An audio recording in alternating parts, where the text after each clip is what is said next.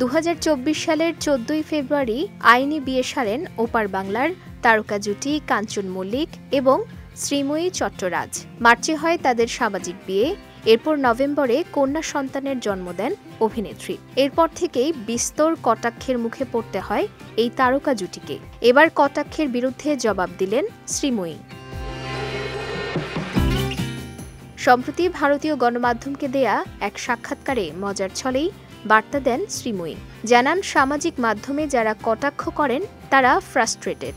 শ্রীময়ীর ভাষ্য, আমাদের পারফরমেন্সটা নিয়ে ভাবো। যারা এত হিংসা করছে তারা যত বলছে তত আমাদের পারফরমেন্স বাড়ছে। এদিন সঙ্গে ছিলেন কাঞ্চনও। অভিনেতা বলে উঠেন, দেখবি আর জ্বলবি, লুচির মতো ফুলবি। শুধু তাই নয়, এদিন শ্রীময়ী জানান কাঞ্চন মল্লিকই তাকে চুমু খেতে শিখিয়েছেন। কাঞ্চন হলেন প্যাশনেট কিসার। তার কথায়, কাঞ্চন তো আমাকে গড়েছে, আমি কাঞ্চনের বাধ্য ছাত্রী। সম্প্রতি শ্রীময়ী চট্টরাজ বেশ কিছু ছবি পোস্ট করেছেন তাদের আইনি বিয়ের বর্ষপূর্তি উদযাপনকে কেন্দ্র করে।